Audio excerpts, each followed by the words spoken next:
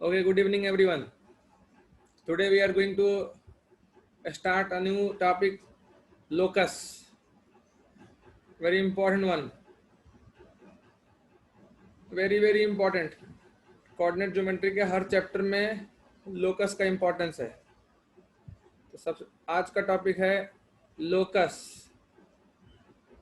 इसका दूसरा समझ लो तुम, path. Very important one. Locus is really very important one. Now see, locus का सीधा सीधी मतलब है path. Very simple meaning of locus. The definition which we are going to see here is that, सबसे पहले डेफिनेशन लिख लेते हैं हम लोग। और डेफिनेशन को लिख लेते हैं, लेकिन उसको हम लोग फिर समझने का कोशिश करेंगे। और उसका डेफिनेशन समझने के लिए हम लोग दो तीन तरह का एग्जाम्पल लेंगे, और एग्जाम्पल भी अपने आप में बहुत ही अच्छा होगा। उससे तुमको लोकस का मतलब समझने में बनेगा कि बेसिकली लोकस होता क्या है। Everything is fine. मोबाइल में एकदम बिल्कुल सही दिख रहा है, किसी बच्चे को कोई दिक्कत नहीं होना चाहिए। So basic definition is locus of a point. ये हमेशा किसी पॉइंट का निकलता है। Locus of a point is defined. Locus of a point is defined as a curve, is defined as a curve or some other figure, or some figure formed by all the points, या formed by all such points, formed by all such points satisfying a particular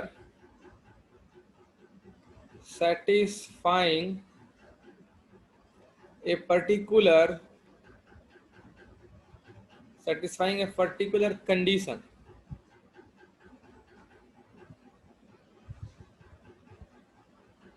देखो ध्यान से पढ़ो। Locus of a point is defined as a curve और some figure formed by all such points satisfying a particular condition. This particular condition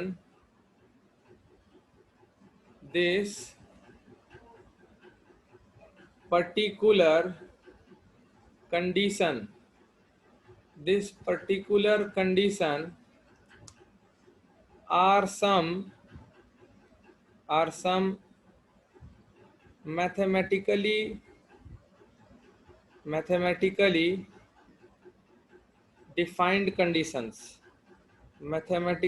defined conditions. बस locus का basic definition यही है। Generally हमको लोकस ऑफ ए पॉइंट पढ़ना है, surface का भी लोकेशन होता है, वो सब अभी नहीं करना है हमको। तो हमारा जो टॉपिक होगा ना, वो होगा locus of a point. Locus of a point. Now definition पर थोड़ा ध्यान देते हैं, उसके बाद एग्जांपल्स के हेल्प से हम लोग डेफिनेशन को समझने का कोशिश करेंगे। डेफिनेशन कह रहा है locus of a point is defined as a curve. मतलब लोकस पक्का एक कर्व होगा। कर्व मतलब ज्योमेट्रिकल फिगर होगा, मतलब उसका ग्राफ बन सकता होगा, क्योंकि किसी भी कर्व का ग्राफ जरूर बन सकता है। मतलब किसी भी पॉइंट का लोकस का ग्राफ बनाया जा सकता है। Are you getting me? Raise hand. Locus of a point is defined as a curve और सम फिगर। कर्व भी तो कोई फिगर ही हुआ ना। जैसे सर्कल एक कर्व है। पैराबोला एक कर्व है। स्ट्रेट लाइन कर्व है। सब कुछ कर्व ही तो है, और उसको फिगर भी बोल सकते हैं हम लोग। formed by all such points. Now see, here is the important word. This is the important thing. Formed by all such points, मतलब जो आपको लोकस निकालने दिया जाएगा वो किसी एक पर्टिकुलर पॉइंट का लोकस नहीं होगा, उस तरीके का तुमको बहुत सारा पॉइंट दिखेगा एक्स वाई प्लेन में, ठीक है। उन सारे पॉइंट्स का कुछ स्पेशल कॉमन कुछ फीचर होगा, कोई एक स्पेशल कंडीशन होगा जिस कंडीशन को वो सारे पॉइंट्स सेटिस्फाई कर रहे होंगे, उस कंडीशन को ही बोला जाता है मैथमेटिकली डिफाइंड कंडीशंस। इसलिए लिखा हुआ है formed by all such points satisfying a particular condition, कोई एक पर्टिकुलर कंडीशन होगा जिसको ग्रुप ऑफ पॉइंट्स मिल करके सेटिस्फाई करेगा, और उन ग्रुप ऑफ पॉइंट्स को जब मिलाया जाएगा, धीरे धीरे जोड़ा जाएगा, तो जोड़ जोड़ के ना एक कर्व बन के आएगा। That curve is called the locus of all such points. हम तुमको दिखा रहे हैं कैसे। फॉर एग्जाम्पल, हम लोग एग्जाम्पल से समझेंगे, बेस्ट है एग्जाम्पल से समझना।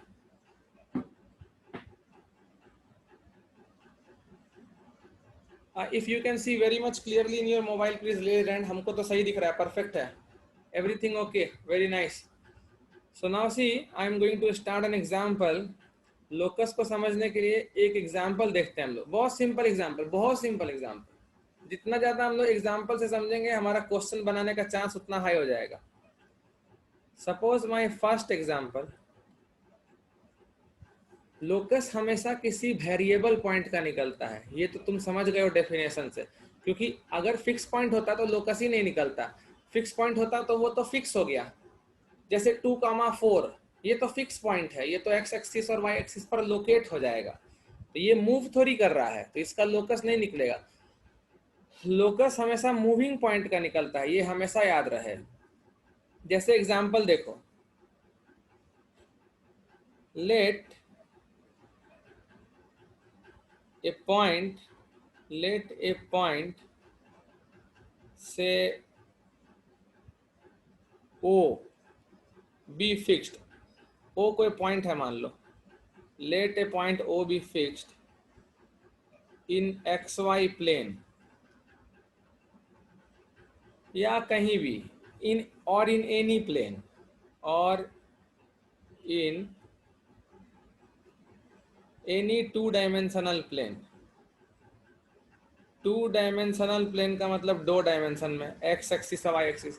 थ्री डायमेंशन में नहीं देखेंगे, थ्री डायमेंशन आगे पढ़ना है। let a point say O be fixed in xy plane। now this A should not be capital, it should be small, नहीं तो वो अपने आप में एक पॉइंट लगेगा। तो let a point say capital O be fixed in xy plane or in any two dimensional plane। let another point P, let another point P be moving, let another point P be moving in such a way that, in such a way that its distance from O, its distance from O is always fixed, is always fixed, and say it is equal to R units, say it is equal to R units। Situation समझ रहे हो तो hand raise करना, ठीक है। देखो अब हमारा सिचुएशन ये है कि एक पॉइंट जो है वो फिक्स दिया हुआ है, और वो फिक्स पॉइंट है हमारा O, ठीक है। तो उसको हम जो फिक्स पॉइंट है उसको लोकेट कर देते हैं हम लोग। मान लो हम एक्स एक्सिस और वाई एक्सिस पर दिखाना चाहें, क्योंकि टू डायमेंशनल प्लेन हम लोग को एक्स वाई प्लेन ही पढ़ना है, होने को तो वाई जेड प्लेन भी होता है, जेड एक्स प्लेन भी होता है, पर वो सब पर अभी ध्यान नहीं देना। तो बेटर होगा कि हम लोग लिखें late a point say O be fixed in x y plane, और हम ये वाला पार्ट मिटा देंगे, बेटर है, बेस्ट है, in x y plane. And let another point let another point P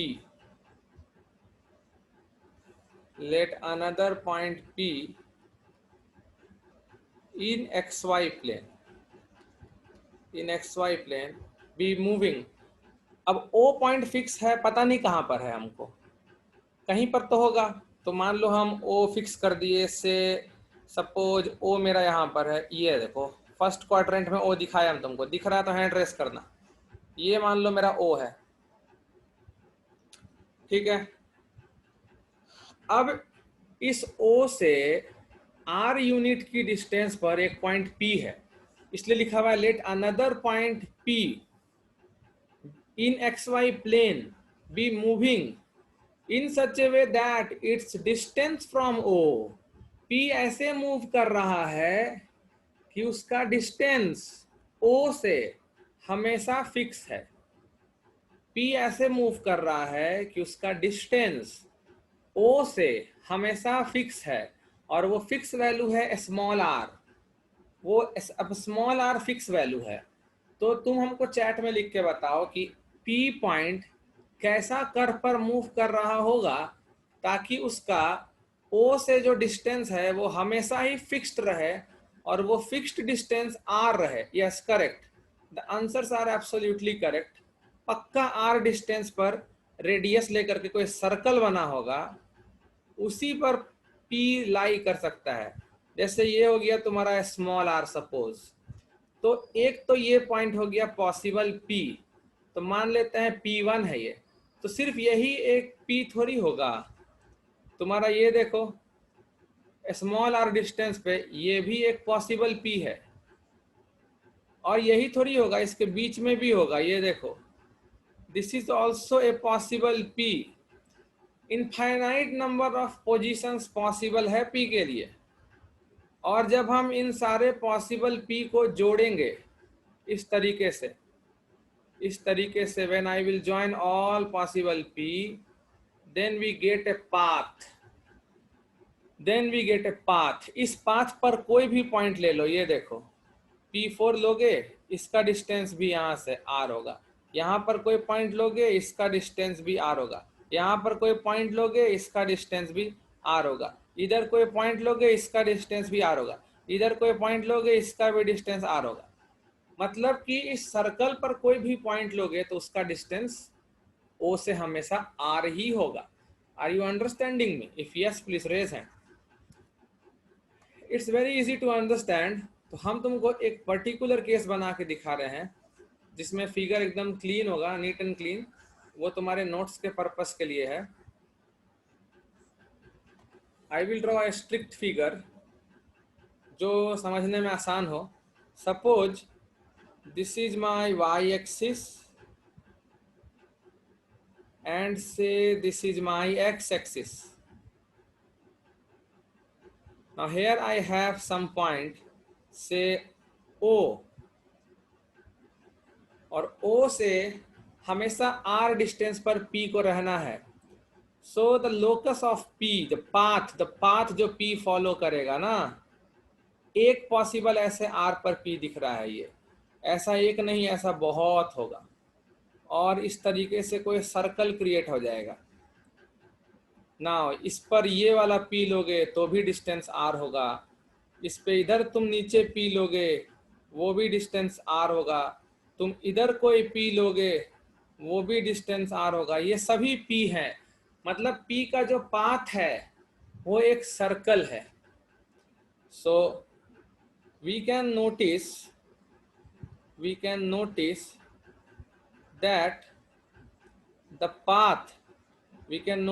that the path followed by all such points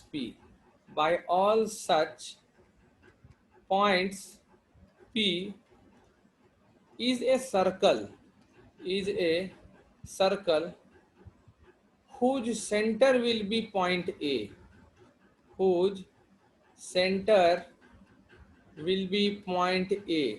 और radius होगा small r, whose center will be point O and radius will be a small r.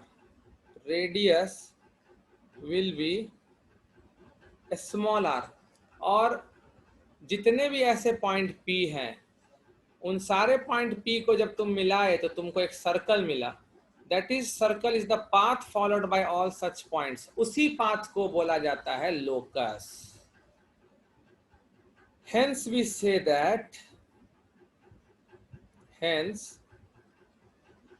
That the locus of all such points P, the locus of all such points P whose distance from O is fixed, whose distance from fixed point O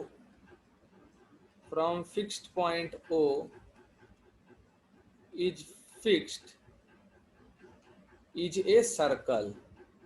मतलब वैसे जितने भी point P होंगे जो एक fixed point O से fixed distance पर होगा, उन सारे पॉइंट्स का P का जो पाथ ट्रेवल होगा वो लोकस जो होगा that is circle. Also that fixed distance, वो जो फिक्स्ड डिस्टेंस है ना, that fixed distance is the radius of the circle. That fixed distance is the radius of the locus circle. Is the radius of the locus circle. This is our first example to understand locus. If it is okay, please raise hand. It must be okay यार. बहुत simple example लिए थे हम. Now let us see our locus understanding with another basic example. एक और basic example लेते हैं, एकदम बेसिक, ज्यादा हड़बड़ाना नहीं है हमको, हड़बड़ाएंगे तो दिक्कत होगा. Let A and B be two fixed points. A and B be two fixed points. Then the locus of the point, then the locus of the point, ध्यान से देखना, then the locus of the point P which is equidistant from both A and B, which is equidistant from both A and B is, मान लो ये पूछा गया है हम लोग को कि A और B दो फिक्स पॉइंट है. पिछला क्वेश्चन में क्या दिए थे? पिछला क्वेश्चन में था, करेक्ट, बोले थे कि ऐसे ऐसे पॉइंट मूव कर रहा है. यहां भी देखो वैसा ही कुछ कंडीशन दिए हैं. A और B दो फिक्स्ड पॉइंट है, कुछ ना कुछ फिक्स देगा, कुछ भी फिक्स नहीं देगा तो लोकस कैसे निकलेगा? और जो वेरिएबल पॉइंट है ना, the locus of the point P variable है, which is equidistant from A and B.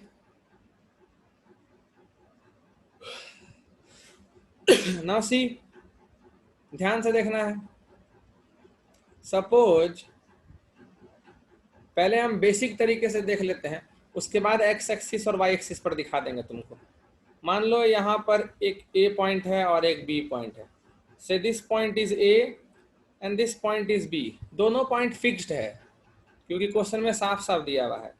A point भी फिक्स्ड है, मान लो 2,4 - 2,6 कुछ तो होगा ना फिक्स्ड है तो, और B पॉइंट भी फिक्स्ड है. पर P फिक्स्ड नहीं है बाबू.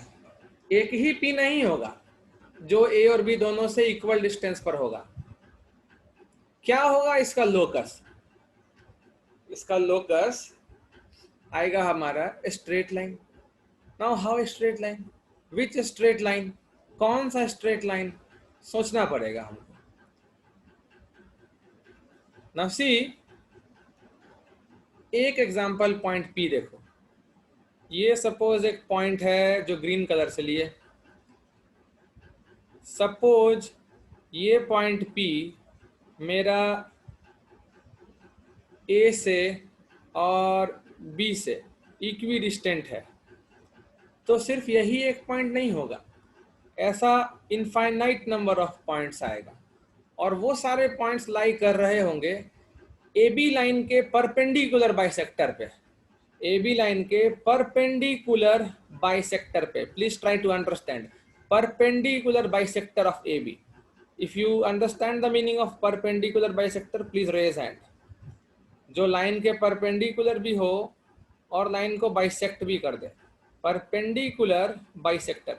नाउ सी, अब तुम इस रेड लाइन पे कोई भी पॉइंट लो, कन्ग्रुएंसी से वो अपने आप देखना ए और बी के बराबर हो जाएगा। यू कैन सी 90-90 दो एंगल बराबर दिखा तुमको, उसके बाद तुमको बीच का साइड कॉमन दिखा तुमको, 90-90 बराबर दिख गया, बीच का साइड बराबर दिख गया और तुम्हारा ये AM इक्वल टू BM दिख गया। So the two sides are, two triangles are congruent, जिसके कारण PA इक्वल टू PB हो जा रहा है वेरी क्लियरली। यू कैन सी, हम लोग लिख के देख सकते हैं इस चीज को, in triangle PMA and triangle PMB we have, क्या क्या चीज है देखने को हमारे पास। एक तो ये है कि PM equal to PM common. देखो क्लास 10th में तुम लोग हो और 10th का हर चीज काम आ जाता है। Angle PMA equal to angle PMB, दोनों एंगल 90 डिग्री ईच, और AM equal to BM। So it's very clear by SAS triangle AMP is congruent to triangle BMP by SAS congruency theorem। तो CPCT से PA should be equal to PB by CPCT, corresponding parts of congruent triangles। If it is clear please raise hand। और तुमको अब clearly feel होगा, तुम इस P के अलावा कोई भी और पी लेके देखो, दो ट्राइंगल अलग बनेंगे लेकिन कन्ग्रुएंसी जरूर होगा।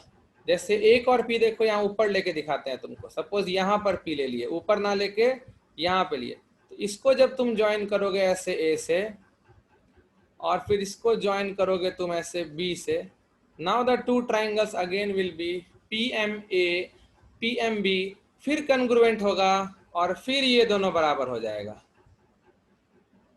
इनफैक्ट जरूरी नहीं है कि तुम लाइन के ऊपर ही लो, तुम लाइन के नीचे वाले हिस्से में लो ना, हम कहाँ मना किए। मान लो हम नीचे ले रहे हैं पी यहाँ पे, तो इसको अगर हम ऐसे बी से ज्वाइन कर दें और इसको भी हम ऐसे ए से ज्वाइन कर दें, now again you see, again triangles congruent and again these two sides are equal. तो चाहे रेड लाइन पर ऊपर लो चाहे रेड लाइन पर नीचे लो, पक्का वो ए और बी से बराबर आ रहा है। तो थोड़ा ये चीज हम लोग को याद भी रखना चाहिए कि अगर दो पॉइंट फिक्स्ड हैं, दो पॉइंट अगर फिक्स्ड हैं तो उन दोनों पॉइंट से बराबर डिस्टेंस पर रहने वाला कोई भी पॉइंट P उस लाइन सेगमेंट AB के परपेंडिकुलर बाइसेक्टर पर ही लाई कर सकता है। This is a very important conclusion जो स्टूडेंट्स को याद रहना चाहिए, and that we can write here in our locus of all such points P, locus of all such points P which are equidistant, which are equidistant, which are equidistant from two fixed points A and B, from two fixed points A and B will be the perpendicular bisector, will be the perpendicular bisector of segment AB, perpendicular bisector of segment AB। If this is clear please raise hand। Now you must be thinking कि figure देख के उतना कुछ कैसे दिमाग में आएगा exam में। तो सही बात है ना, दिमाग में आना भी नहीं चाहिए, जरूरत भी नहीं होता है उसका, क्योंकि लोकस का इक्वेशन निकालने दिया जाता है जेई के एग्जाम में। और एक्स एक्सिस और वाई एक्सिस पे देखो तुमको फील दिलाते हैं हम, हालांकि कोई डेटा नहीं देंगे अभी, data not required, but how questions are asked in JEE that I am showing you here. तुमको कुछ ऐसा सीन दे देगा, सपोज बोलेगा तुमको कि एक पॉइंट ए दिया हुआ है जिसका कोऑर्डिनेट होता है -1, -2, ऐसा कुछ बोलता है। ए का कोऑर्डिनेट दिया हुआ है -1, -2, और एक दूसरा पॉइंट बी दिया हुआ है, उसका कोऑर्डिनेट बोलता है 6, 1। ठीक है, बोलता है वो सारे पॉइंट पी का लोकस निकालो जिसका ए और बी दोनों से डिस्टेंस बराबर हो। तो वो लोकस कोई और नहीं बल्कि ए बी सेगमेंट का परपेंडिकुलर बाइसेक्टर होगा, और वो कुछ ऐसा बनेगा। इक्वेशन निकालना हम लोग आगे चलकर सीखेंगे, अभी इक्वेशन निकालना नहीं सीखना, अभी सिचुएशन को समझना जरूरी है। अभी right now we are in a situation to understand the concept very well.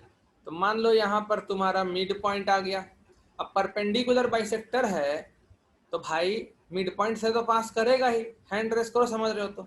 और मिड पॉइंट कितना आ जाएगा तुम्हारा 6 और -1 5/2, और 1 और -2 -1/2, तो 5/2 -1/2। सो फोर्थ क्वाड्रेंट में पॉइंट आ रहा है 5/2 -1/2, और आधा आधा तो करेगा ही, उसके साथ साथ उसके परपेंडिकुलर भी होगा। ये जो ग्रीन लाइन से हम डॉटेड लाइन बनाए हैं ना, ये होगा तुम्हारा परपेंडिकुलर बाइसेक्टर, यही रिक्वायर्ड लोकस है। इसका मतलब समझ जाओ कि इस रिक्वायर्ड लोकस का इक्वेशन तो एक स्ट्रेट लाइन है ये, तो लीनियर इक्वेशन इन 2 वेरिएबल आना चाहिए इसका इक्वेशन, मतलब इसका भी आंसर कुछ ना कुछ आएगा ax + by + c फॉर्म का। If you are getting please raise hand, समझ रहे हो? इसका भी जो आंसर आएगा वो ax + by + c फॉर्म का ही आएगा, क्योंकि ये जो ग्रीन कलर का लोकस है ना, वो भी एक स्ट्रेट लाइन ही है, और ये इधर बाइसेक्ट हो गया होगा और 90 डिग्री पे बाइसेक्ट किया होगा। इक्वेशन कैसे निकालना है, यही तो हम लोग को आज सीखना है कि आखिर इस लोकस का इक्वेशन कैसे निकालना है, वो सीखेंगे हम लोग। लेकिन अभी तुम दो चीज याद रखो, दो पॉइंट फिक्स है, और उन दोनों पॉइंट से अगर इक्वी डिस्टेंट पर कोई पॉइंट होना है तो वो पॉइंट सिर्फ और सिर्फ परपेंडिकुलर बाइसेक्टर पर ही हो सकता है, ये तुमको याद रहना चाहिए। दूसरा चीज, एक पॉइंट फिक्स है और बहुत सारे पॉइंट उस फिक्स पॉइंट से बराबर डिस्टेंस पर मूव कर रहे हैं, तो वो वेरिएबल पॉइंट हमेशा सर्कल पर होना होगा, जिसका वो फिक्स पॉइंट सेंटर होगा और वो फिक्स्ड डिस्टेंस रेडियस होगा। नाउ लेट अस सी अनदर एग्जांपल। एग्जांपल्स तो जितना देखेंगे उतना अच्छा है, जितना एग्जांपल देख लें भाई उतना अच्छा है, उसके बाद क्वेश्चन बनाने में मजा आता है। Now let L1 and L2 be two fixed straight lines। अभी तक पॉइंट में खेल रहे थे, अब लाइन आ गया, देखो। Let L1 and L2 be two fixed straight lines in XY plane, in XY plane। A point P is moving, a point P is moving such that it is equidistant from both the lines, such that it is equidistant from both the lines L1 and L2, from both the lines L1 and L2, then the locus of P must be। तो फिर P का locus क्या होना चाहिए, P कहाँ move कर रहा होगा? Then the locus of P must be, मान लो दिया हुआ है कि L1 और L2 दो लाइन फिक्स दिया हुआ है तुमको कोऑर्डिनेट प्लेन में, और P जो वेरिएबल पॉइंट है वो ऐसे मूव कर रहा है कि उसका L1 से दूरी मतलब परपेंडिकुलर डिस्टेंस, और L2 से दूरी, ये दोनों दूरी बराबर हो जाना चाहिए। तो लोकस कहाँ होगा, कौन होगा लोकस? Try to think. अब आंसर आ रहा है एक बच्चे का, it will be parallel to L1 and L2। गलत, बिल्कुल गलत। L1 L2 के पैरेलल होने का कोई बात ही नहीं उठता है। Now see how to see this one. हम लोग पहले फिगर एनालाइज करेंगे, एकदम आराम से। ये मेरा एक फिगर दिया हुआ है से L1, L1 का मतलब वही कुछ इक्वेशन होगा, जैसे 4x + 3y + 7 = 0 या x - y + 5, स्ट्रेट लाइन है ना, तो लीनियर इक्वेशन इन 2 वेरिएबल ही होगा। और एक लाइन ऐसा है L2। अब जो पॉइंट P है ना, उसको ऐसे मूव करना है कि L1 और L2 दोनों से बराबर डिस्टेंस पे हो। नाउ ऋतुपर्णा का कहना है on the line between both the line which is equidistant from both the lines. Yes Rituparna, you are correct. वो लाइन का स्पेशल नाम है, सोचो। ऋतुपर्णा का कहना है कि P का लोकस वो लाइन होगा जो इन दोनों लाइन के बीच से जाएगा और वो लाइन दोनों लाइन से बराबर डिस्टेंस पर हो। कौन हो सकता है? Yes correct, Arya Kotalwar, very good. Angle bisector, perfect answer. Answer will be angle bisector. Angle bisector खाली बोलने से काम नहीं चलता है, हम बताते हैं क्यों। क्योंकि आंसर होगा पेयर ऑफ एंगल बाइसेक्टर। दो एंगल बाइसेक्टर आएंगे, दो, एक ऐसे और एक ऐसे। जल्दी ऐसे हैंड रेस कर दो, यस और नो। दो एंगल बाइसेक्टर आएगा। पहला बात तो ये प्रूव कर लेते हैं हम लोग कि एंगल बाइसेक्टर ही सही में लोकस होगा या नहीं होगा, ये तो पहले देख लें हम लोग। और एंगल बाइसेक्टर अगर हमको लोकस लगता है तो फिर हम कैसे कंफर्म हो सकते हैं कि हाँ एंगल बाइसेक्टर जो मेरा सोच है वो बिल्कुल सही सोच है। तो एक एंगल बाइसेक्टर देखो हम बना के दिखा रहे हैं डॉटेड लाइन से। So this is I am drawing one angle bisector.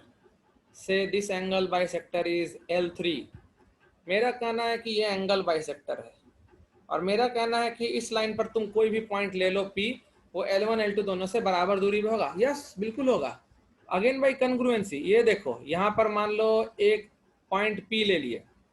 अब इसका हम इस तरह से L1 से परपेंडिकुलर डिस्टेंस लिख लिए से PM, और L2 से भी परपेंडिकुलर डिस्टेंस ले लिए से PN। Now see, angle angle equal green green colour से, 90 इक्वल रेड रेड कलर से, तो तीसरा एंगल अपने आप equal, this also equal to this, and let the point of intersection of L1 L2 be O, so OP equal to OP common. Wow, so this length is equal to this by CP CT. So I can write in triangle OPM and triangle OPN, angle POM equal to angle PON. Reason OP is angle bisector. OP is angle bisector. उसके बाद angle OPM equal to angle OPN। और last चीज OP equal to OP common. OP equal to OP common implies triangle OPM is congruent to triangle OPN by ASA theorem. और अगर ये दोनों triangle congruent है then this implies PM must be equal to PN by CPCT. If yes, please raise hand. Now you must be thinking, अब तो तुमको ये समझ में भी आ गया होगा, इस P के अलावा कोई भी P ले लो ना तुम, वो L3 पर ही लाई करना चाहिए। मान लो हम यहाँ पर एक P लिए और इससे अगर हम डिस्टेंस निकालते हैं, ये देखो, ये मान लो M1 है और ये मान लो N1 है और ये परपेंडिकुलर दूरी परपेंडिकुलर और ये P1, perfect. P1 M1 will be equal to P1 N1। तुम इधर ना लेकर के इधर लो, इस तरफ लेफ्ट साइड में अगर यहाँ पर कोई पॉइंट लेते हो तुम P2, इसका डिस्टेंस निकाल लो L2 से दिस इज M2, एंड इसका डिस्टेंस निकाल लो इधर से this is N2, again perfect congruent. So PM2 will be equal to PN2। मतलब हरे वाले लाइन पर ना कोई भी पॉइंट ले रहे हो तो वो L1 और L2 से उसकी परपेंडिकुलर डिस्टेंस हमेशा इक्वल हो रही है। तो फिर ये चीज दूसरे एंगल बाइसेक्टर पे भी लागू होना चाहिए ना। ऐसे जो अगर हम एक और एंगल बाइसेक्टर बना दें, say this is L4, then this is also correct. इस पर भी अगर कोई पॉइंट लिया जाए, मान लो हम यहाँ पर इसका ऊपर में एक पॉइंट P लेते हैं, तो इस पर भी अगर हम वही चीज लगाएं और यहाँ से ऐसे परपेंडिकुलर ड्रॉप कर दें और इधर भी ऐसे परपेंडिकुलर ड्रॉप कर दें, then again these two will be equal by congruency. Please raise hand, yes or no. मतलब कि अगर दो लाइन फिक्स है और दोनों लाइन से इक्विडिस्टेंट पॉइंट चाहिए, तो वो पॉइंट सिर्फ उन दोनों लाइन के एंगल बाइसेक्टर पर ही हो सकता है, और कहीं नहीं हो सकता, और कहीं नहीं हो सकता. So here we have the conclusion with us. We can conclude that जितना समझोगे उतना मजा आएगा. So locus of a point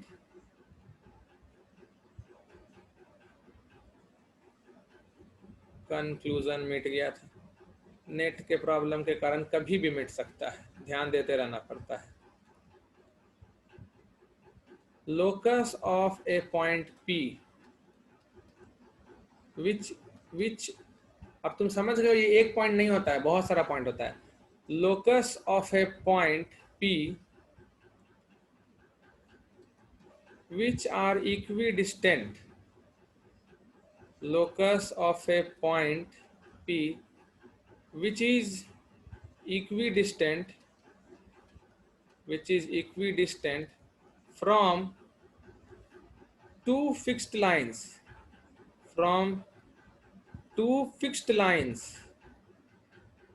L1 and L2, from two fixed lines L1 and L2 R equal नहीं, R equal तो already लिखा गया ना. इक्विडिस्टेंट का मतलब ही R equal है. स्टेटमेंट पूरा पढ़ना जरूरी है. क्या बोल रहा है? locus of a point which is equidistant from two fixed lines L1 and L2 will be the pair of angle bisectors. will be the pair of, ये सब बस बता नहीं रहे, सब समझना है, याद रखना है. will be the pair of angle bisectors. will be the pair of angle bisectors of the two fixed lines L1 and L2. of the two fixed lines L1 and L2. two fixed lines L1 and L2. Message भेजना बंद करो नहीं तो class से निकाल देंगे. Angle bisectors of the locus of a point P which is equidistant from two fixed lines L1 and L2 will be the pair of angle bisectors of the two fixed lines L1 and L2. Let's see another example. See, we have lots of examples. We have lots and lots of examples. ध्यान से देखा जाए, बिल्कुल ध्यान से देखा जाए. अब ये एक अच्छा एग्जाम्पल लेंगे हम लोग. धीरे धीरे हमारा एग्जाम्पल का क्वालिटी हाई होता जाएगा. और अभी तक हम कैलकुलेशन वाला क्वेश्चन नहीं दे रहे हैं, हम बस तुमको बता रहे हैं कि लोकस कैसे कैसे दे सकता है एग्जाम में. Now see, condition is given what, A ladder AB, a ladder AB of fixed length, a ladder AB of fixed length, से इसका लेंथ मान लो L है, of fixed length L, slides between the coordinate axis, slides between the coordinate axis in the first quadrant, coordinate axis in the first quadrant, with the ends A and B,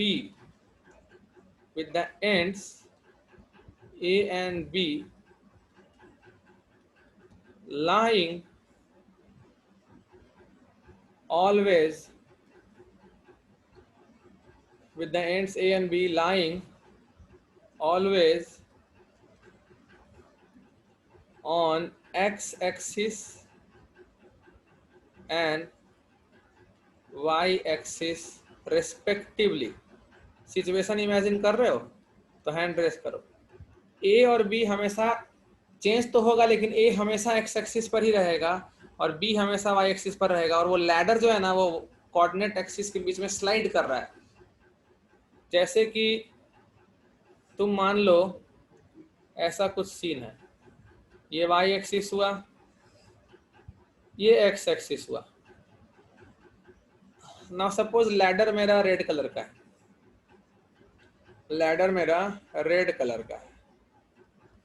the axis got erased.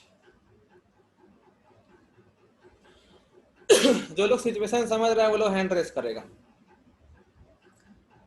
देखो ऐसा एक ladder है, very good, बहुत लोग समझ रहा है। बोल रहा है जो एंड ए है वो एक्स एक्सिस पर है और जो एंड बी है वो वाई एक्सिस पर। तो लैडर भाई ऐसे फिक्स थोड़ी रहेगा।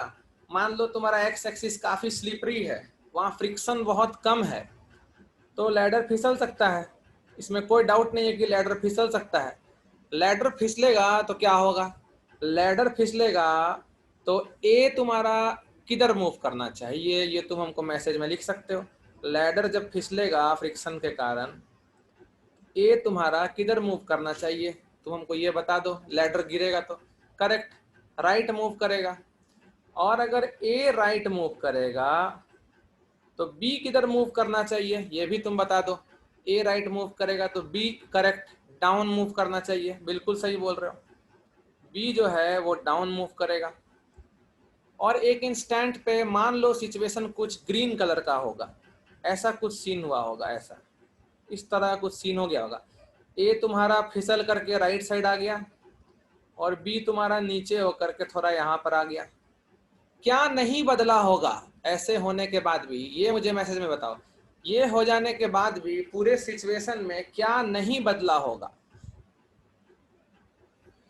मिड पॉइंट कह रहा है एक बच्चा, गलत है। Mid point yes, length, very good. Ladder की लेंथ नहीं चेंज हुई होगी, मिड पॉइंट तो बिल्कुल चेंज होगा। ए चेंज हो गया, बी चेंज हो गया, तो मिड पॉइंट चेंज होगा ही। तो यहाँ देखो जो ये सिचुएशन है ग्रीन कलर का, ये एक पॉसिबल सिचुएशन होगा जब रड तुम्हारा लैडर थोड़ा और स्लिप कर गया होगा। हो सकता है लैडर थोड़ा देर के बाद और स्लिप करे, और स्लिप करने के बाद जो तुम्हारा सिचुएशन है वो कुछ और भी नीचे आ गया होगा और ए थोड़ा सा और राइट चला गया होगा। कुछ इस तरह से हो गया होगा तुम्हारा। यहाँ पर ए आ गया होगा और यहाँ पर बी आ गया होगा।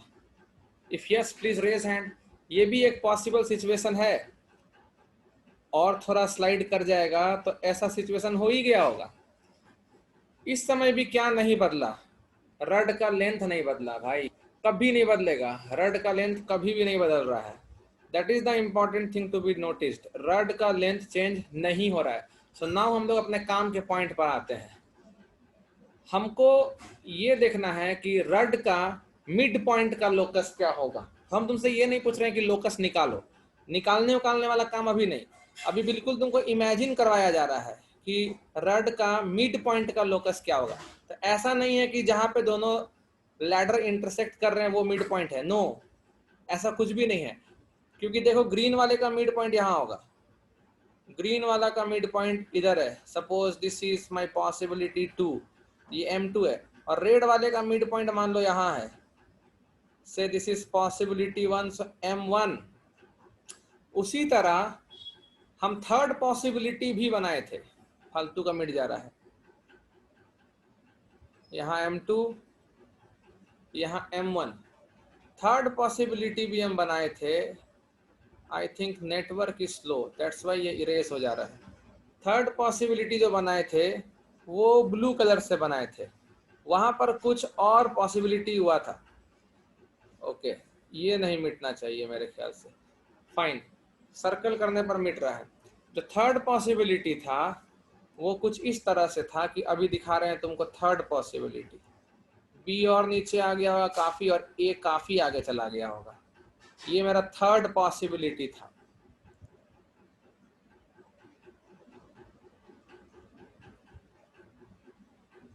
यस, इसका मिड पॉइंट भी कहीं होगा, इसका भी मिड पॉइंट कहीं होगा। इसका मिड पॉइंट देखो, सपोज यहाँ पर है M3, इसका मिड पॉइंट इधर है M3। तो देख रहे हो मिड पॉइंट्स हमेशा अपना पोजीशन चेंज कर रहा है। Mid point M1, M2, M3 ये हमेशा अपना पोजीशन चेंज कर रहा है, और इन सारे मिड पॉइंट्स को जब ज्वाइन कर दिया जाएगा तो एक कर्व जनरेट होगा। ठीक है, that curve is locus of mid point. If we join midpoints, if we join the midpoints M1, M2, M3 dot dot dot of different situations, of different situations, then we will get some curve. Then हो सकता है वो curve line हो, देख के तो यही लग रहा है कि सब पॉइंट मिलकर एक लाइन बना देगा. Then we will, पर कह नहीं सकते. Then we will get a curve which is called the locus, which is called the locus, which is called the locus of the midpoint, which is called the locus of the midpoint of the sliding ladder, of the sliding ladder. ये समझ गए तो hand raise करो. मतलब जैसे जैसे rod slide कर रहा होगा वैसे वैसे मिड पॉइंट चेंज हो रहा होगा, क्योंकि ए और बी चेंज हो रहा होगा. और अगर मिड पॉइंट चेंज हो रहा होगा तो मिड पॉइंट पक्का किसी ना किसी कर्व पर मूव कर रहा होगा, और उन सारे पॉसिबल मिड पॉइंट्स को जोड़ा जाएगा ना, तो एक कर्व जनरेट होगा. That curve is the locus of the mid point of the ladders which is sliding between the coordinate axis. Now let us C another example. अभी लोकस के हम बार बार बोल रहे हैं, एग्जांपल पे हैं, कैलकुलेशन पर नहीं है. एक और एग्जांपल देखते हैं. हो सकता है तुमको बोल देता कि लैडर का वो पॉइंट का लोकस बताओ जो लैडर को हमेशा 2:3 का रेशियो में बांट रहा हो. तो वहाँ मिड पॉइंट 1:1 के जगह पे 2:3 का फॉर्मूला लगेगा, और वहाँ सेक्शन फॉर्मूला तुम्हारा हेल्प करेगा. If you are understanding please raise hand. ये मिड पॉइंट का लोकस निकालने के बजाय हो सकता है बोल देगा कि वो पॉइंट एम का लोकस निकालिए जो लैडर को हमेशा 2:3 के रेशियो में बांट रहा होगा. तो रेड वाले को 2:3 में बांटने वाला कौन होगा, फिर ग्रीन वाले को 2:3 में बांटने वाला कौन होगा, फिर ब्लू वाले को 2:3 में बांटने वाला कौन होगा. सब पॉइंट्स अलग अलग होंगे. इन सारे पॉइंट्स को जब जोड़ा जाएगा तो एक कर्व जनरेट होगा. That curve is called the locus of all points M which divide the ladder in the ratio 2:3. Quite possible. Now see another example. आराम से. A fixed line L cuts, ध्यान से समझना, cuts the x axis at A and B. A fixed line, देखो A fix line है, line fix है, और line अगर फिक्स है तो फिर पॉइंट A और पॉइंट B भी फिक्स ही होगा. Please raise hand if you are getting. जब लाइन ही फिक्स है तो वो कहाँ पे x एक्सिस को कटेगा, वो फिक्स हो गया. तो a fixed line L cuts the x axis at A and B, नहीं, cuts the coordinate axis, मतलब x axis और y axis, cuts the coordinate axis at A and B. coordinate axis में जब भी बोला करे at A and B तो मान के चलो कि पहले वाला पॉइंट x axis का होगा और दूसरा वाला पॉइंट y axis का होगा. लेकिन अगर मल्टीपल करेक्ट क्वेश्चन है तो दोनों पॉसिबिलिटी लेके चलोगे. हो सकता है एक्स एक्सिस को ए पे काटे और वाई एक्सिस को बी पे, हो सकता है वाई एक्सिस को ए पे काटे और एक्स एक्सिस को बी पे. फिर गेटिंग मी रेज हैंड. दोनों पॉसिबिलिटी चलेगा मल्टीपल टाइप क्वेश्चन में. A fixed line L cuts the coordinate axis at A and B. Line fix है तो ए और बी भी फिक्स होगा. हम तुमको सिचुएशन दिखा दे रहे हैं, कुछ रफ सिचुएशन ही देखेंगे, एग्जैक्ट सिचुएशन का कोई ज़रूरत है नहीं. एक्स एक्सिस और वाई एक्सिस, ठीक है. एक लाइन है फिक्स इस तरह से. Suppose I have A line this is my line L जो फिक्स है. तो ये एक्स एक्सिस को कट किया ए पे और ये वाई एक्सिस को से कट किया बी पे, ठीक है. अब इस लाइन के परपेंडिकुलर तुम कितना लाइन बना सकते हो, आंसर भेजो हमको. इस लाइन के परपेंडिकुलर कितना लाइन बना सकते हो तुम? टेल मी, इस लाइन के परपेंडिकुलर कितना लाइन बना सकते हो? सनिका तलवार, एक लाइन कैसे बोल रही हो भाई, सोचो. इनफाइनाइट लाइन होगा. यस करेक्ट, सबका आंसर सही है. इस लाइन के परपेंडिकुलर हम इनफाइनाइट नंबर ऑफ लाइंस बना सकते हैं. तो क्वेश्चन दे रहा है अनदर वेरिएबल लाइन. देखो वेरी कौन कर रहा है, एक और लाइन. लोकस के क्वेश्चन में कोई ना कोई जरूर वेरी कर रहा होगा और उसी के कारण लोकस जनरेट होता है. सबसे पहले वाले में पॉइंट वेरी कर रहा था, सर्कल जनरेट किया. उसके बाद 2 पॉइंट फिक्स था और एक पॉइंट वेरी किया जो दोनों से बराबर डिस्टेंस पे था. वेरी करेगा. 2 लाइन फिक्स था, पॉइंट वेरी किया जो दोनों लाइन से बराबर डिस्टेंस था, तो एंगल बाइसेक्टर आया. बात समझ रहे हो? लैडर चेंज करता गया लैडर वेरी कर रहा था, नहीं, लैडर का लेंथ नहीं वेरी कर रहा था, लैडर का ए और बी का एंड पॉइंट्स वेरी कर रहा था, जिसके कारण मिड पॉइंट वेरी किया, तो मिड पॉइंट का लोकस जनरेट हुआ। सब समझ रहे हो तो हैंड रेस करो। यहाँ जहां लोकस निकलना है वहां कुछ तो वेरी करेगा। अगर दुनिया में सब फिक्स ही हो जाएगा तो कुछ भी वेरी ही नहीं करेगा तो लोकस ही क्यों आएगा, सब फिक्स ही हो जाएगा। A fixed line L cuts the coordinate axis at A and B. Another variable line perpendicular to L, perpendicular to line L, cuts the coordinate axis,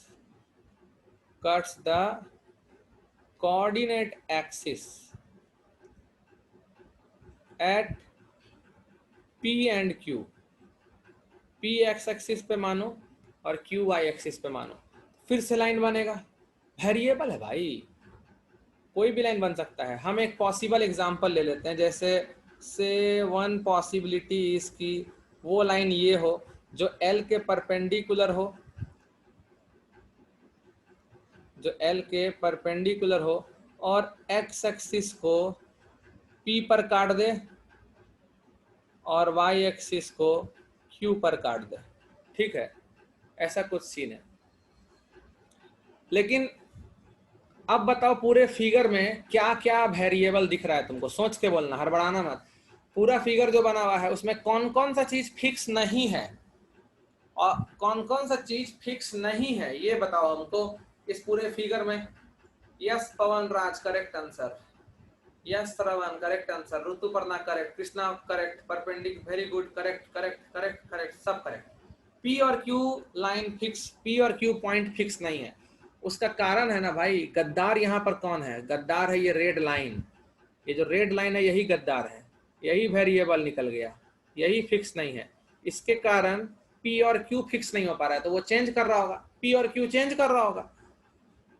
so also condition देखो, also AQ and BP when produced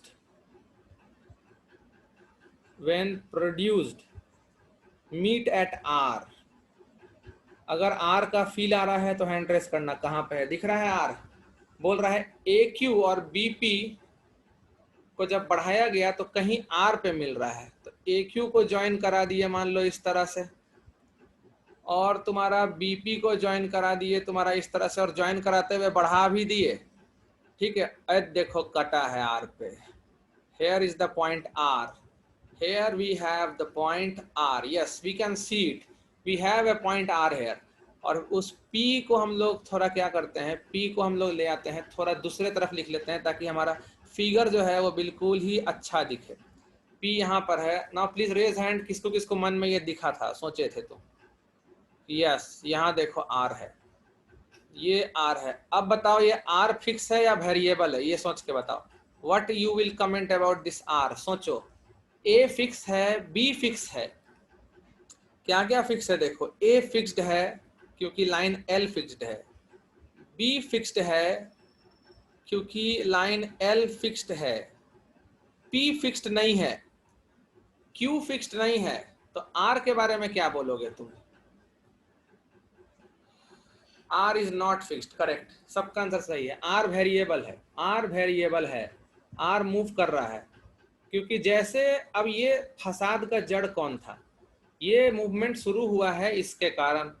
ये line जो red वाला line है ना, ये move जैसे जैसे करेगा, अभी तुम ये वाला लाइन ना बना के दूसरा लाइन ड्रॉ कर दो ब्लू वाले लाइन के परपेंडिकुलर, तो वो एक्स एक्सिस और वाई एक्सिस को किसी दूसरे पी और क्यू पे काटेगा, तो पी और क्यू चेंज हो गया, पी चेंज हो गया तो बीपी लाइन चेंज हो जाएगा, और क्यू चेंज हो गया तो ए क्यू लाइन चेंज हो जाएगा। बीपी और ए क्यू दोनों चेंज हो गया तो उनका point of intersection R change हो जाएगा। तो आर का लोकस क्या होगा, ये क्वेश्चन है। Then the locus of R, the locus of point R will be, the locus of point R will be. Now see, हम लोग एक नीट एंड क्लीन डायग्राम बनाएंगे, थोड़ा बड़ा बनाएंगे। अगर मिट जाएगा तो कोई बात नहीं, दोबारा बनाएंगे। इतना बार बनाएंगे ताकि मिटना बंद ना हो जाए। हाँ, लेकिन टेढ़ा बनेगा तो दिक्कत होगा। टेढ़ा बनेगा तो पता चला वाई एक्सिस गिरिए गया, तो फायदा क्या हुआ। Now see, से दिस इज वाई एक्सिस, मिटेगा तो देखा जाएगा। मिटता ही है, मिटता है, फिर हम दोबारा बनाते हैं, ये सब चलता रहता है। बट तुम्हारा ध्यान पूरा होना चाहिए क्या हम कर रहे हैं। हम देखो हर आर में तुमको एक कॉमन चीज दिखा देंगे, एकदम निश्चिंत रहो। You are at correct place. ये लाइन एल था, यहाँ पर ए, इधर B, variable red line L था। चलो ठीक है, वो कोई भी लाइन हो सकता है। हम एक पर्टिकुलर केस ले लेते हैं, जैसे उस समय लिए। ये मान लो एक लाइन है जो परपेंडिकुलर है और वेरिएबल है। एकदम आराम से समझना है, एकदम आराम से। ये एक्स एक्सिस को काटा कहाँ, पी पे, और वाई एक्सिस को काटा कहाँ, क्यू पे। तो पी और क्यू वेरिएबल है। उसके बाद क्या बोला, उसके बाद बोला ए क्यू। वेरी गुड, कोई टेंशन नहीं है, ए क्यू बोले या कुछ भी बोले, क्या फर्क पड़ता है। पहले तो बीपी, तो बीपी को बनाए इस तरह से और उसको एक्सटेंड कर दिए। चलो ठीक है, कर दिए। उसके बाद ए क्यू बनाए, चलो इसके बाद मान के ए क्यू भी बना लिए, और ए क्यू और बीपी इंटरसेक्ट भी करा दिए, देखो पॉइंट आर पे। और ये आर है वेरिएबल, ये पक्का मूव कर रहा है। लेकिन इसमें कुछ ऐसा बात होगा जो किसी भी और लाइन पर होगा। हम तुमको एक और केस दिखाएंगे, इसी फिगर में दिखाएंगे, टेंशन मत लो। और तुम जानते हो कि हम तुमको सिखा देंगे, क्योंकि तुम जान रहे हो हम कुछ भी सिखा सकते हैं। नाउ सी, हम ये लाइन ना लेके कोई एक और लाइन लेते हैं। चलो एक और लाइन लिया जाए। एक आर तो मिल गया पॉसिबिलिटी, अब दूसरा पॉसिबिलिटी देखा जाए। दूसरा पॉसिबिलिटी देखते हैं। हमारा वाई एक्सिस ही मिट गया, जबरदस्त। अच्छा, हम थोड़ा सा मिटाना चाह रहे थे, सिर्फ उसका एरो का मुंह मिटाना चाह रहे थे, हेड, but it got erased everything. या correct. This is Y axis.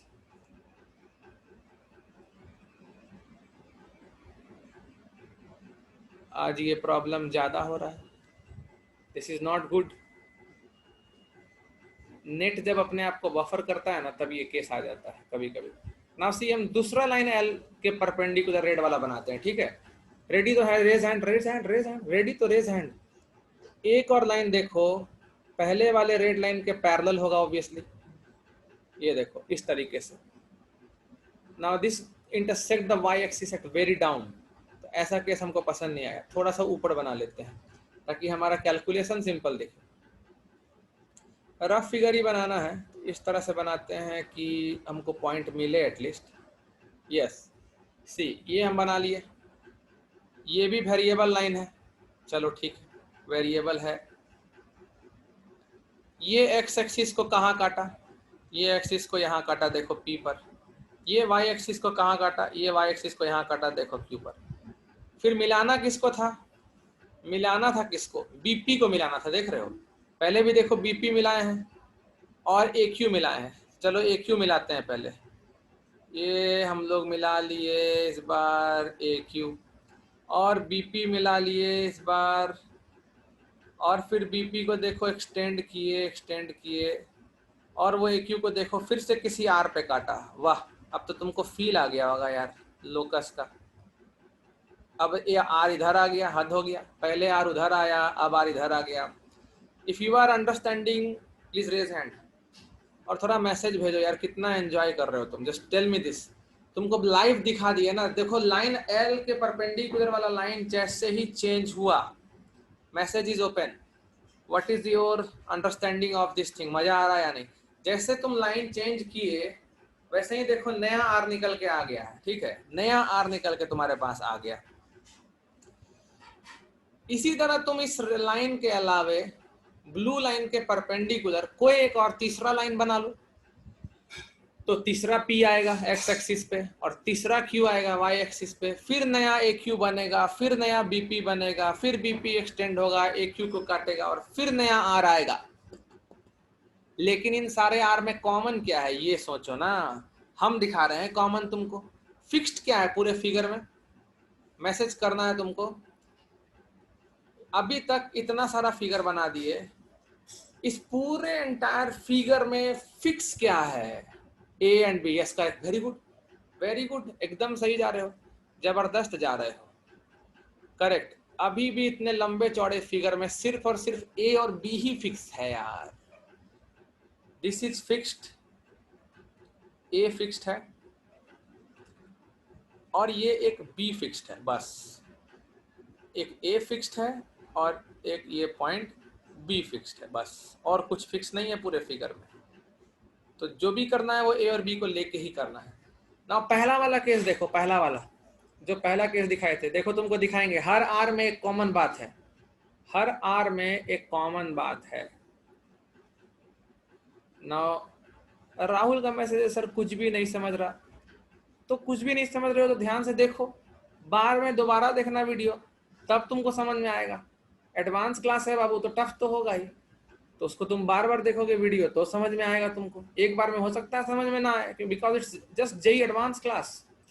So now see first figure देखो, जो फर्स्ट केस था हमारा, हम लोग क्या किए, एक ब्लू लाइन बनाए, ए और बी फिक्स मिला हमको, और ब्लू लाइन के परपेंडिकुलर एक वेरिएबल लाइन एल बनाए हम लोग यहाँ पे, दिस वन, और वो पी पे और क्यू पे काटा एक्स एक्सिस और वाई एक्सिस को।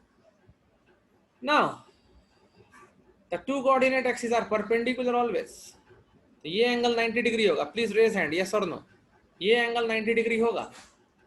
और यहाँ पर भी देखो एंगल 90 डिग्री है जो अभी जस्ट टिक किए हम, this is also 90 degree, yes और no, please see very carefully, please see. तो हम जो ट्राइंगल बोल रहे हैं वो ट्राइंगल देखो ना ध्यान से, सब समझ में आ जाएगा। See triangle A B Q, triangle A B Q, in triangle A B Q, तुमको पता है ओरिजिन अगर ओ है तो ए ओ एक अल्टीट्यूड है, ए ओ एंड यहाँ पर मान लो कोई पॉइंट एम है, ठीक है, और यहाँ पर मान लो कोई पॉइंट एन है, तो ए ओ और क्यू एम दो अल्टीट्यूड था इस ट्राइंगल का, A O and Q M are two altitudes. If yes please raise hand, ध्यान से देखो, in triangle A B Q, A O is perpendicular to Q B side, इसलिए वो अल्टीट्यूड है, और Q M is perpendicular to A B side, इसलिए वो altitude है, और ये दोनों अल्टीट्यूड मीट कर रहा है P पे। These are two altitudes which meet at P। तो P क्या है रे बाबा इस ट्राइंगल का, which meet at point P, chat is again open for you। तो P पॉइंट क्या है इस ट्राइंगल का, which meet at point P, then P is what? Very good Arya Kotalwar, very good. Swapnil भी सही है, सुयोग काते पढ़ाई लिखाई अच्छा से नहीं कर रहे हो, Pavan Raj correct answer, Shravan correct answer, Rituparna wrong answer, it's orthocentre correct, it's orthocentre. Then point P जो है वो ट्राइंगल ए क्यू बी का ऑर्थो सेंटर है, yes.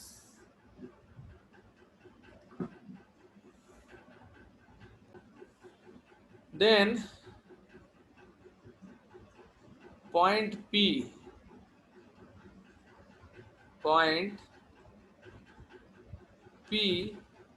is the ortho center, point P is the ortho center of triangle AQB।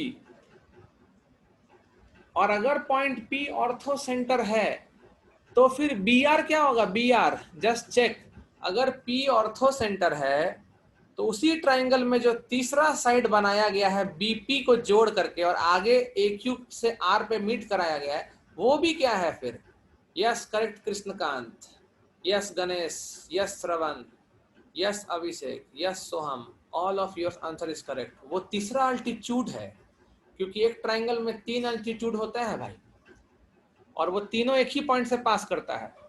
तो जब AO altitude था और QM altitude था और दोनों अल्टीट्यूड P पे मिला तो P ऑर्थो सेंटर हो गया। तो तीसरा लाइन भी जो ज्वाइन हुआ है BP, वो भी आगे बढ़कर अल्टीट्यूड ही बनेगा। Implies BR is also an altitude. BR is also an altitude. और अल्टीट्यूड का मतलब हुआ कि BR is perpendicular to AQ. So here we have an angle of 90 degree.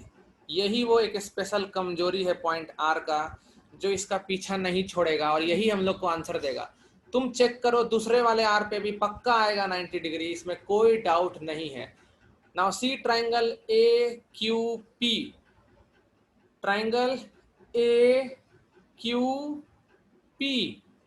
Triangle AQP, QO altitude है, देखो QO अल्टीट्यूड है और AN altitude है, क्योंकि 90-90 दिखा दिए तुमको ब्लैक कलर से, और QO और AB मीट कर रहा है B पॉइंट पर। इस बार B ऑर्थो सेंटर है, P नहीं, पिछला बार P ऑर्थो सेंटर था, इस बार B ऑर्थो सेंटर है। ठीक है, तो हम यहां लिख सकते हैं similarly in triangle AQP, B is the ortho center। ये समझ में आया तो हैंड रेस कर लो, जिसको नहीं समझ में आ रहा you have to see the video again and read the notes। B is the ortho center of triangle AQP। Reason is very simple, AN is altitude and QO is altitude, they meet at B। तो जो तीसरा side PB बना है, PB, वो आगे चल के altitude ही बना होगा। So implies PB is the third altitude। PB is an altitude। और अगर PB अल्टीट्यूड है तो वो आगे बढ़ के PR AQ के परपेंडिकुलर हो गया होगा। Yes yes yes, here we have 90 degree again। yes, we have 90 degree again।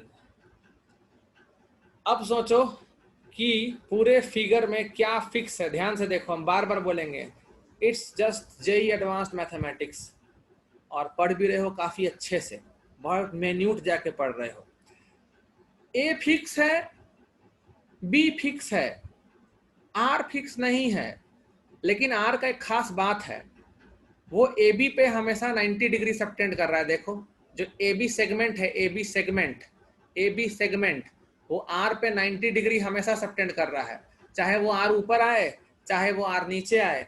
वो R जब तुम A और B से ज्वाइन कर रहे हो तो AB सेगमेंट R पे हमेशा 90 डिग्री ही सबटेंड कर रहा है। तो सोचो ना R किस पे मूव कर रहा होगा, R किस चीज पर मूव कर रहा होगा, सोच के देखो R किस चीज पर मूव कर रहा होगा, सोचो। यस गणराज, करेक्ट, आखिर R पकड़ा गया। Tell me you have to think a lot. Yes Rituparna, correct answer, circle पर मूव कर रहा होगा, जिसके लिए AB सेगमेंट डायामीटर होगा। If yes please raise hand, you can send me a text. बात समझे, ध्यान से सोचो, अगर तुम AB को डायामीटर मान के सर्कल बनाओगे ना तो वो R से पक्का पास करेगा, ऊपर वाला R से भी और नीचे वाला R से भी, और ऐसा जितना भी पॉइंट होगा जहां पर एंगल 90 बनेगा उस हर पॉइंट से पास करेगा वो सर्कल, जो तुम AB को डायामीटर मान के बनाओगे। तो very clearly conclusion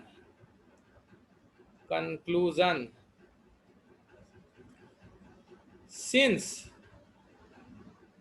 angle ARB equal to 90 degree implies R must be lying on a circle, R must be lying on a circle whose diameter is AB, whose diameter is AB। ये समझ में आया तो hand raise करना। ये बस बहुत ही जबरदस्त चीज था, ये तुम नीचे भी देख सकते हो। इसको क्लैरिफाई करने के लिए हम तुमको एक स्पेशल केस दिखा सकते हैं। वहाँ जो स्पेशल केस है वो सीन कुछ देखो, तुमको हम मैग्नीफाई करके सीन दिखा रहे हैं इस तरह से, magnified version. How to think this, ऐसा है ए बी, ये देखो ए था यहाँ पर, अब तुमको क्लियर दिखेगा, बी था यहाँ पर, और आर तुमको इजी क्वेश्चन भी पूछ सकता था एग्जाम में कि ए और बी दो फिक्स पॉइंट है, आर का लोकस बताइए ताकि ए बी सेगमेंट आर पे राइट एंगल सबटेंड कर दे, सर्कल जिसका ए बी डायामीटर होगा। और इस तरीके से घुमा के भी पूछ सकता है जिसमें आर पे 90 डिग्री बताएगा नहीं, तुमको अपना ज्योमेट्री का स्किल लगा करके देखना पड़ेगा कि हाँ आर पर 90 डिग्री बन रहा है। तो अगर ये दे दिया कि आर पर 90 डिग्री है तो वो जेईई मेंस का क्वेश्चन हुआ, और अगर ऐसे घुमा के दे दिया और तुमको ही पता करना पड़ा कि आर पर 90 डिग्री है और तब बताओगे आंसर, तो वो जेईई एडवांस हो गया। That is the only difference in JEE mains and JEE advance. Suppose here I have a R और ए बी सेगमेंट आर पर 90 डिग्री सबटेंड कर रहा है, तो तुम ही बोलो ना ये आर कहाँ होगा, किस चीज पे होगा ये R. This R must be lying on the circle जिसका ए बी डायामीटर होगा इस तरह से, because angle in a semi circle is 90 degree. ये आर इस सर्कल पर ही आएगा, उसके अलावा कहीं नहीं आ सकता। जो नीचे आ रहा था वो कुछ ऐसा सीन रहा होगा, सी दिस वन लाइक दिस, जो नीचे आ रहा था हो सकता है वो ऐसा सीन रहा होगा, और वहां भी देखो 90 डिग्री बना था, इसको जोड़े और इसको जोड़े, सो दिस इज 90। वो देखो यहाँ पर है 90, दिस वन। नीचे जो आर बना है, ये वाला आर जो बना है नीचे, वो तुम्हारा ये हो गया, स्पेशल केस दिखा रहे हैं मैग्नीफाई करके, और जो ऊपर तुम्हारा आर था वो तुम्हारा ये हो गया। तो ऐसा हर आर, और भी आर आएगा, जैसे जैसे रेड लाइन चेंज करोगे एक नया आर आएगा, वो नया आर पे भी एक बात कॉमन होगा कि ए बी उस पर 90 डिग्री बना रहा होगा, और अगर ए बी उस पर 90 डिग्री बनाया तो वो आर कहाँ लाई कर सकता है, वो आर एक सर्कल पर लाई कर सकता है जिसका ए बी डायामीटर होगा। If concept is thorough and clear please raise hand. So हमारा आंसर होगा locus of R is a circle for which AB is a diameter. Now what is the difference in JEE mains and JEE advanced question? I think I have taught you that also कि अंतर क्या है JEE mains और JEE advanced question में। अंतर बस छोटा सा है, हम तुमको देखो क्वेश्चन पूछ के दिखाएंगे। Suppose we have a JEE mains question here, JEE main question देखना और समझने का कोशिश करना, तुमको साफ साफ दिखेगा दोनों सेम चीज पूछ रहा है, कोई अंतर नहीं होगा। जेईई मेंस क्वेश्चन में दिया है, मान लो कि let A and B be two fixed points, A and B be two fixed points and R is moving, R is moving such that angle ARB equal to 90 degree, then the locus of point R is, then the locus of point R is, answer होगा circle, वो circle जिसका A B diameter होगा। If yes then please raise hand, अगर मानते हो तो। बोल रहा है ए और बी दो फिक्स पॉइंट है और आर मूव कर रहा है इस तरीके से कि A R B angle 90 degree होगा, तो ऐसा बहुत सारा आर होगा। दो तो तुमको ऊपर दिखा दिए थे हम एग्जांपल में, और भी वैसा आर आएगा ताकि A R B 90 degree subtend करे, तो वो सारा आर एक सर्कल पे लाई कर रहा होगा जिसके लिए ए बी डायामीटर होगा। Now see JEE advance question, ज्यादा अंतर होता नहीं है, हम तो बोल रहे हैं ना, जब हमारे साथ जुड़े हुए हो तो मेंस और एडवांस में क्या डिफरेंस है ये थोड़ा हम दिखा देंगे तुमको, बस कंसेप्ट ज्यादा खोजता है JEE advance. JEE advance question पूछता है कि ए fixed line L cuts the coordinate axis, cuts the coordinate axis at A and B। अब देखो चूंकि लाइन फिक्स हो गया तो A और B फिक्स हो गया। A variable line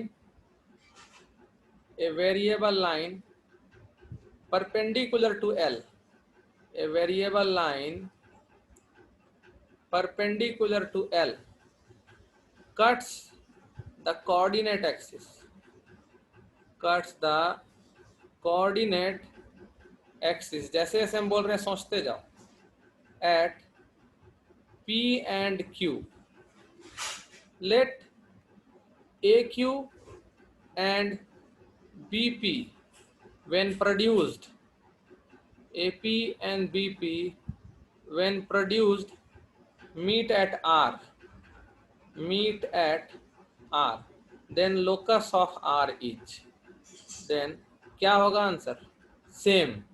same as JEE Mains question. It will be the circle for which AB will be diameter.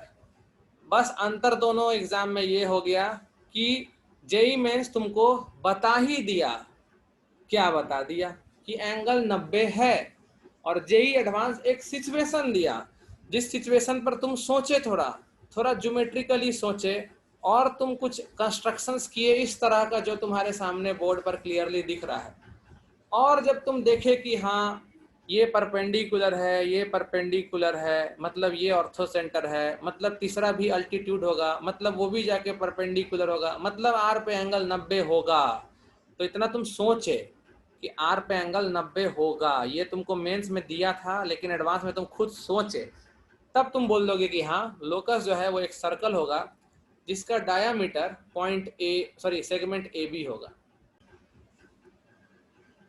So now our next topic will be how to find the equation of locus.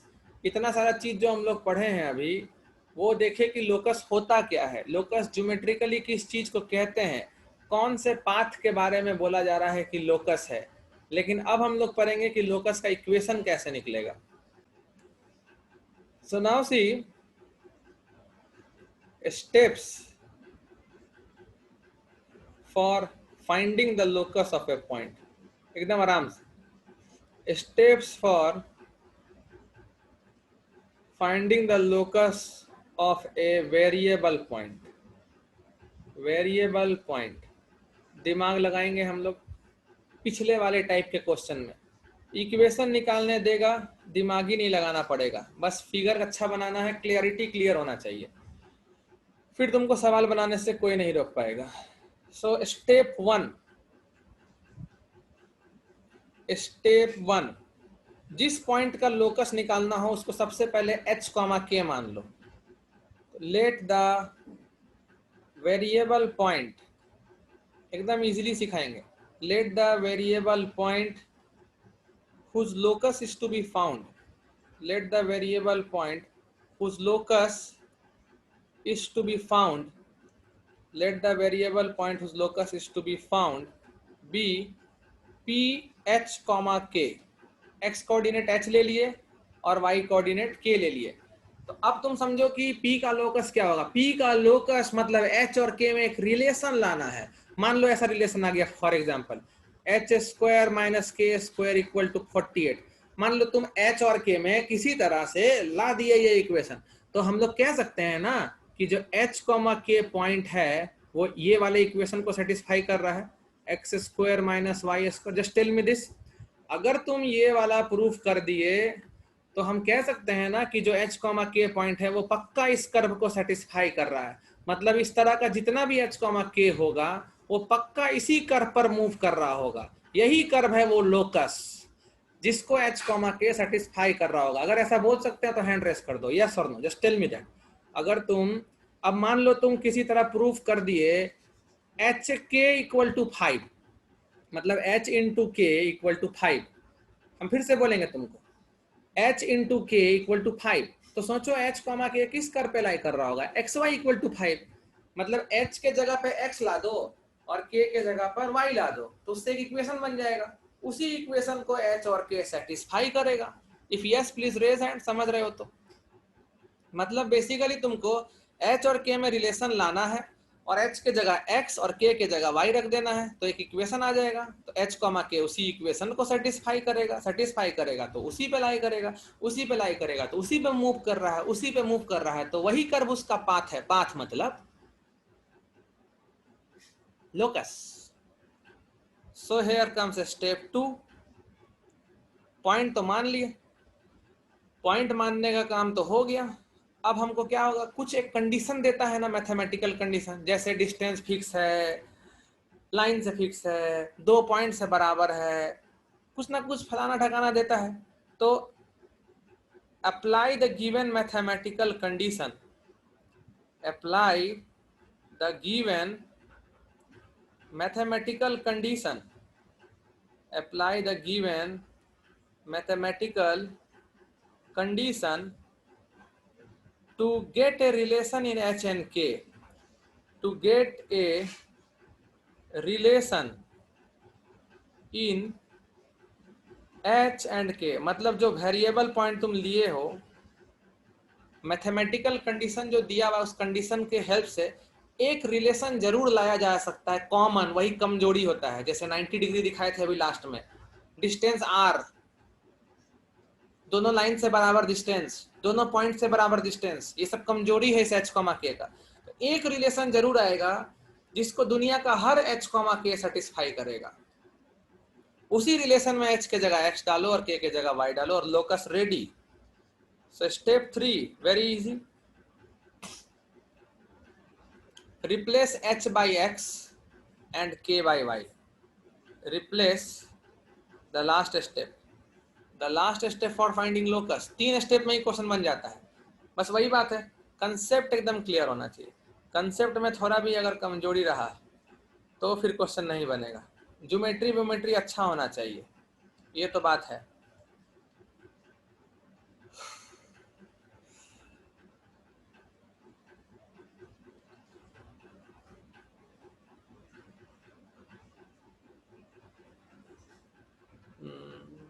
Replace h by x and k by y to get the locus। बस खत्म, locus निकल गया। Basic example से explain करेंगे, एकदम पहला example, जो example दिए हैं एकदम वही एग्जांपल तुमको लाइव करके दिखाएंगे। पहला सर्कल वाला एग्जांपल था, चलो सर्कल वाले एग्जांपल की तरफ बढ़ा जाए। अब हम लोग कोऑर्डिनेट प्लेन पे आके बात करेंगे। उस समय तक ज्योमेट्रिकल एस्पेक्ट समझा रहे थे, अब कैलकुलेटिव एस्पेक्ट देखो। First question for our locus, find the locus of the point P, find the locus, locus मतलब हमेशा एक इक्वेशन आएगा। Find the locus of the point P whose distance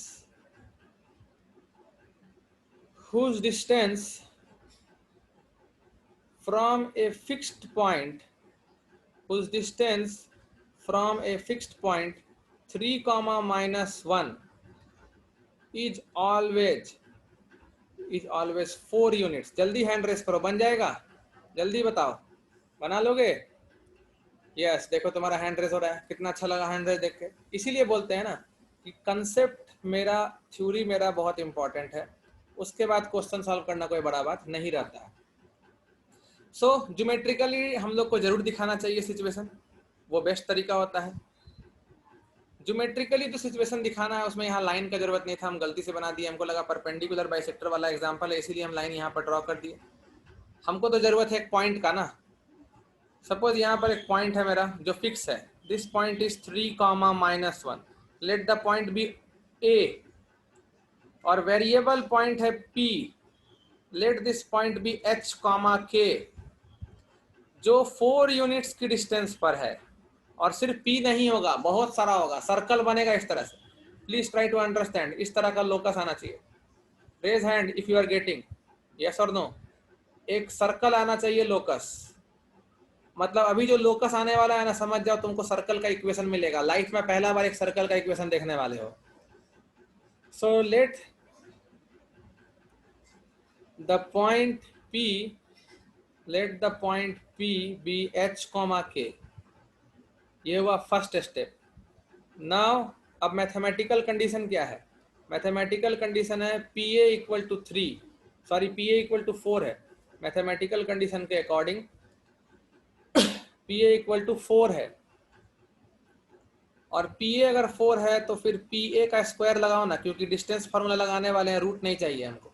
और अब लगेगा डिस्टेंस फार्मूला, पी से ए का दूरी h माइनस 3 का whole square plus k minus minus 1 plus 1 का whole square is equal to 16। Open h square minus 6h plus 9 plus k square plus 2k plus 1 equal to 16. Bring each and everything to left hand side so that we can have an equation in h and k. So implies h square plus k square minus 6h plus 2k 9 और 1 10, so minus 6 equal to 0.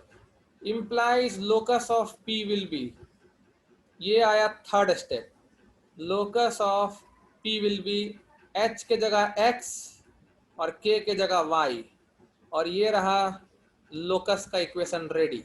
This is the locus of the given point, और यही है circle का equation. मतलब ये जो blue colour का dotted line से हमारा सर्कल ड्रॉ हुआ था ना, इस सर्कल का इक्वेशन यही होगा। तो सर्कल का इक्वेशन 2 डिग्री का होता है, देख रहे हो, 2 डिग्री का कर्व है। Linear equation in 2 variable straight line होता है तो उसमें 1-1 डिग्री होता है, x पे भी 1 डिग्री, y पे भी 1 डिग्री। लेकिन सर्कल का इक्वेशन में x पर और y पर दोनों पर 2-2 डिग्री रहता है। समझ रहे हो तो हैंड रेस करना। Yes, now let's see another example.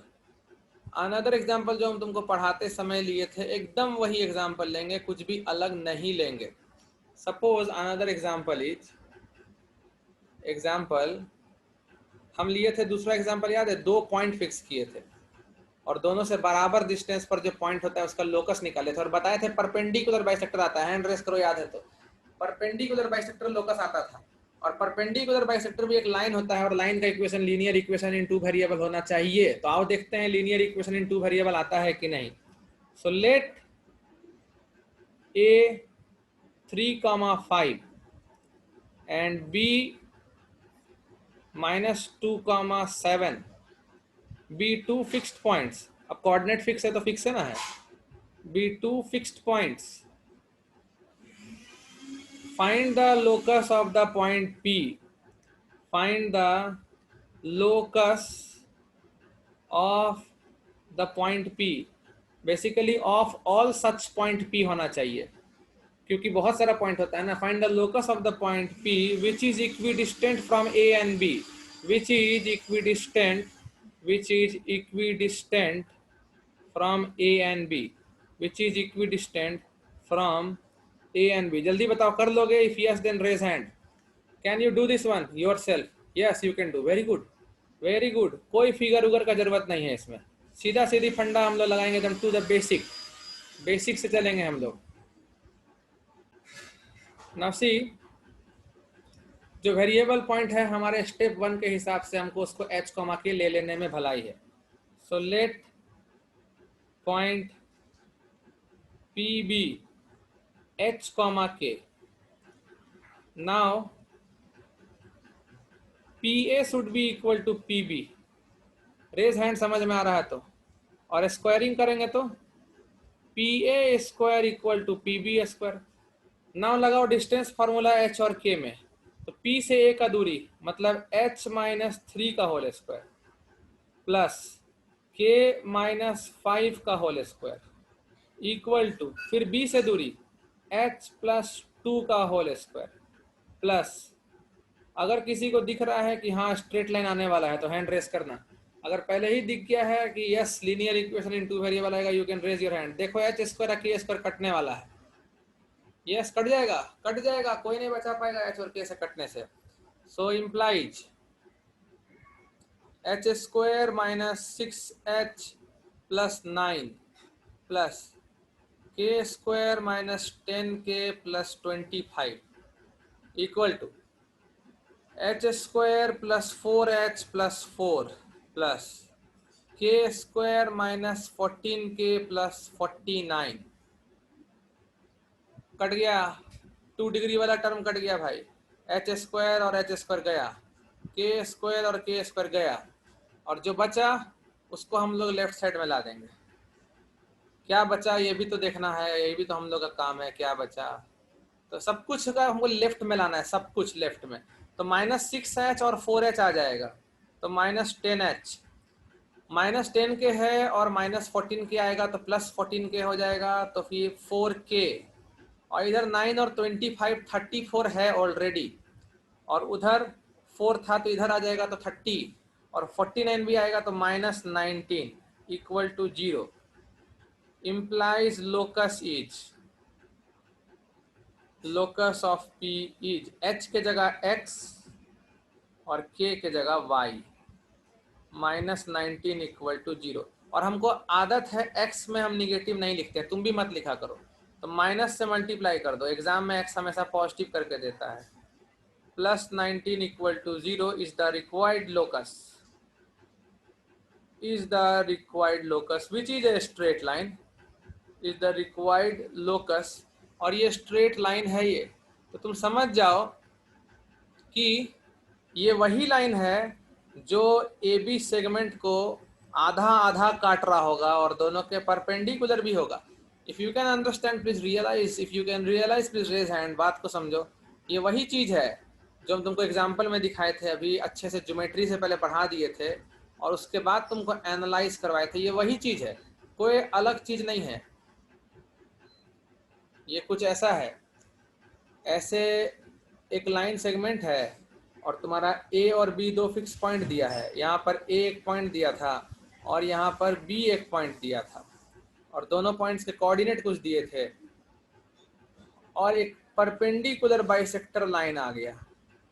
इसी का इक्वेशन आया है, जान लो, इसी लाइन का इक्वेशन आया है, 10x - 4y + 19 equal to 0।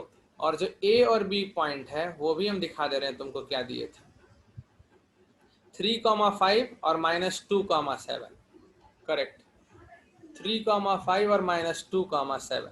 so this point is 3,5 and this point is -2,7 and this is the required locus line, this is locus line is perpendicular bisector। आगे चल के तुम पढ़ोगे कि परपेंडिकुलर बाइसेक्टर डायरेक्टली एक ही लाइन में निकल जाता है, उसके लिए डिस्टेंस फार्मूला इक्वेट नहीं करना पड़ेगा तुमको।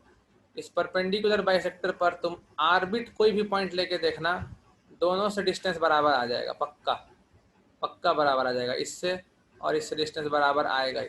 कन्ग्रुएंसी से भी दिखता है, तुम लेके भी देख सकते हो।